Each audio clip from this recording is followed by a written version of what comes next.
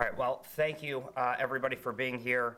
I first want to thank our crews who have worked numerous hours, numerous shifts. We have 50 trucks out in our 50 plus right now in our streets. I want to thank my staff who's been working round the clock. But I also want to thank the people of Pittsburgh who have been patient throughout this process, as well as helping each other out, helping their neighbors. We saw a lot of people shoveling and helping people get out of their houses and their driveways over the last couple of days. Yesterday we saw almost an inch of snow per hour. That would make it, we did some calculations, that is the second most accumulation in the city of Pittsburgh in a 24-hour period in the last 30 years. So I again want to thank our crews who overnight cleared a lot of our main drags, our main streets. They really put a big effort on our main thoroughfares. The issue with that is the buildup on our side streets and blocking our secondary roads so that people can't have access. We also had 37 trucks go down overnight.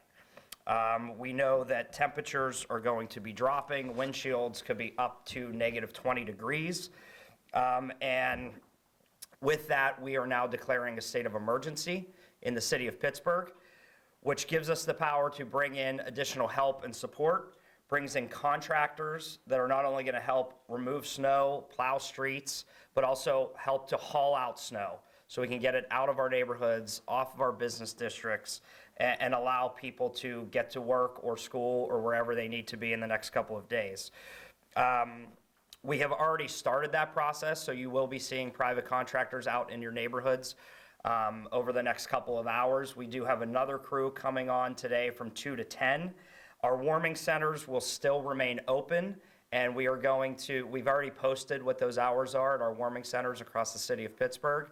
And we also want to let everybody know that recycling and garbage pickup, which was delayed today, is also going to be delayed again tomorrow. So I just wanted to inform the public as to our situation. I want to thank everybody. Again, thank our workers. They have been working tirelessly. They have put in a tremendous effort here. And, we were doing a very, very good job until we lost a lot of our equipment. The garage will still remain open 24/7 so we can get these equipment back out onto the streets as quick as we can. So it's now, time to answer some of your questions. I know that you'll have some. So again, thank you to everybody, especially my staff. We don't give them enough credit. They've been working 24/7 at their homes, from everybody, from IMP to forestry to public works. Everybody's been doing a tremendous job. And again, thank you to the residents of Pittsburgh for letting us do that job. You started with 90 trucks and 50 are out? 95. 37 are roughly down, being worked on. So we have 50 plus on the roads right now from the 6 a.m. to 2 p.m. shift. We're monitoring those. We've hit a number of streets. And I think the hard part for our drivers, where we would hit a street and go back on that route an hour later and be covered in snow again. So, it's taken a toll. And I will say that, our public works divisions and those drivers that have been up overnight, some working double shifts, have done a tremendous job. Well, the garage can only turn around a fraction of those, is that correct? Correct, which is why over the first night we had 4 go down on the first go round, then we had another 4 go down, got a couple of them back out, but then last night into this morning, when you lose 37, we don't have an option right now.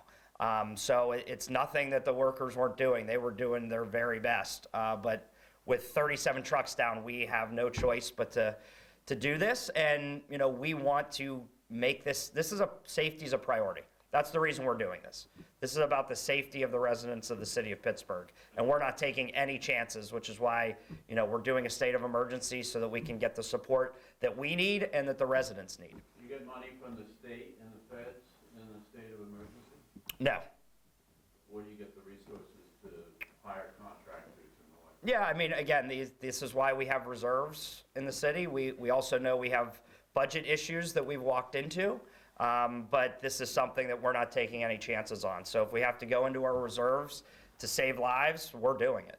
You want to say anything about disinvestment in the fleet that resulted in this? Yeah, I mean, I don't think we need to go into past history. I mean, this is where we are today. We obviously know about our fleet, and it's not just our public works. We also know about ambulances, fire, and police that need investment. But today, that's not the priority. It's not the talking points. Today is about how we get this city clean as fast as we can. The performance is kind of in the eye of the beholder. You believe that, even with these trucks going down, that you've done a good job? I mean, I would say what we were tasked with in the last 24 hours, as I said, this was a historic snow in the last 30 years. Our crews, if you look at the main roads, they have gotten to them multiple times, and we can show you the data that supports that.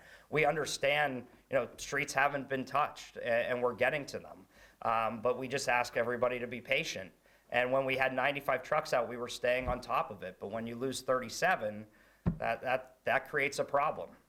The last snowmageddon, a lot of these roads stayed covered until the weather broke. Are we in the same situation? Well, The longer it goes the on? other reason that we have to do things right now is the weather's not breaking. It's not going to be 65 degrees tomorrow. We're looking at negative temperatures over the next 3 to 4 days. So we aren't taking any chances.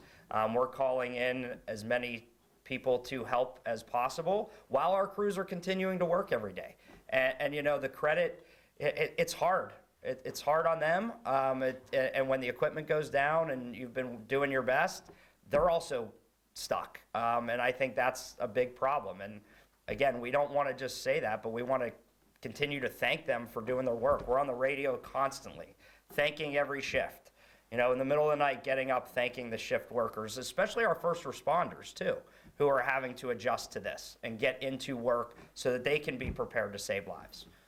Can you speak to how this is going to affect, obviously, salting now as you guys look to change over to salting? And we know that the temperatures are dropping extremely low. You are already down a third of the fleet. Obviously, this is going to take a big hit. What should people actually say? I mean, again, just be patient. I think bringing in additional crews are going to help. But we were always planning on what would be the worst case scenario, especially when snow is accumulating and sitting on streets. We had these discussions throughout the week leading into it, is what will we do? How are we going to get the snow removed if 12 plus inches were to hit? And that's our process that we're doing right now. Speaking to the public safety perspective, I know there was a plan in place. Kind of how did that plan kind of unfold? How did that play out? Were there any major hiccups in that effort? Yeah, I'll allow the director to speak on that, but as you can see, we were in constant communication with everybody. And I want to say, our director of operations, our chief of staff, everybody did an amazing job of coordinating. And I think without having our command center upstairs with all of us in a room, we would have struggled. And that wasn't here prior to the storm.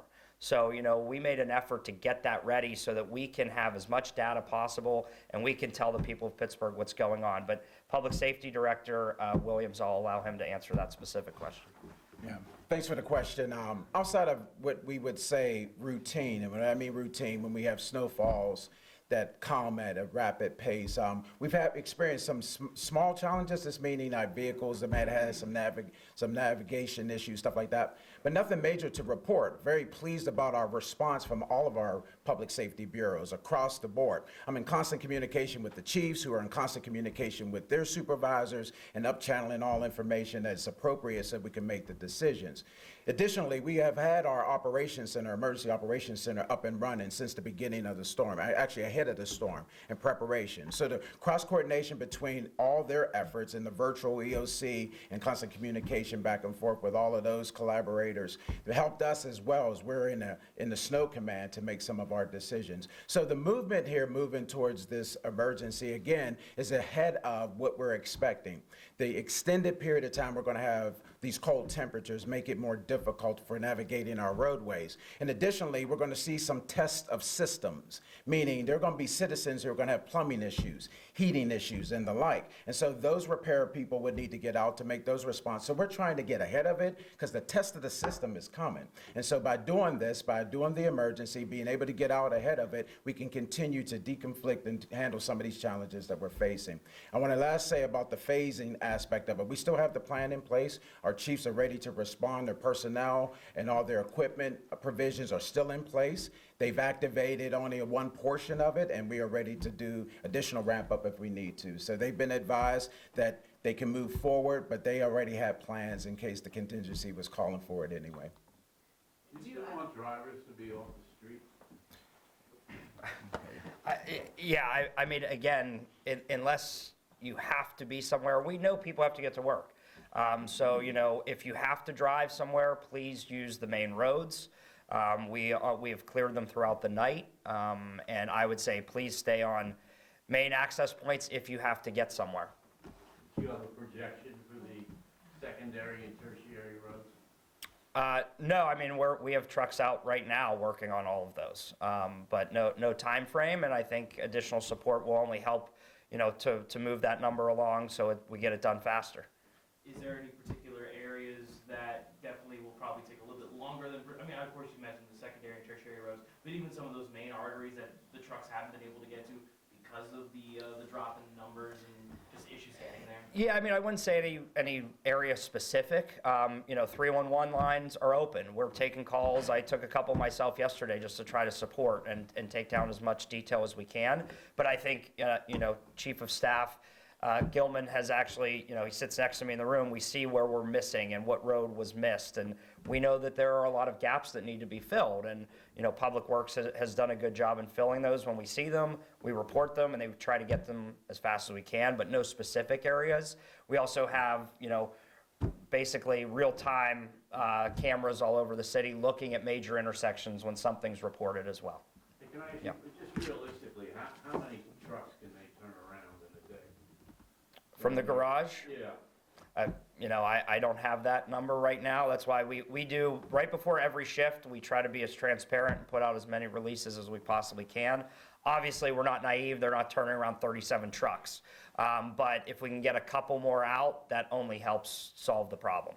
How many private contractors are you working with?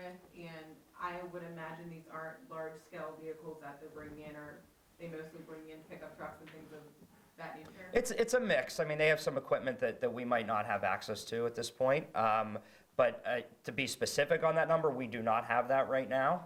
But we will let you know. Single digit? It's more than that, yeah. Okay. But we do not have that specific number at this point, so. Also, I know that the school districts, obviously, the school district is going to make its own decision for the rest of the week. With temperatures, it might be a moot point, but realistically, should parents be prepared for kids to not go back to school? I don't want to speak for the school district. We did have a good conversation with Dr. Walters, and I will say the school district stepped up when we needed them, not only to clear around their buildings, but a couple access streets as well. So it's been a good partnership. Again, I think their concern is the negative temperatures at this point, but again, I can't determine what they're going to do. So. Well, again, thank you all for being here. Again, thank the residents of the city. Thank you to our crews. Thank you to our first responders. Thank you. Just, again, please be patient. We are here 24/7. Please call us if you need some assistance. Again, 911 for emergencies, obviously, but 311 if there's any snow removal questions. So, again, thank you all for being here.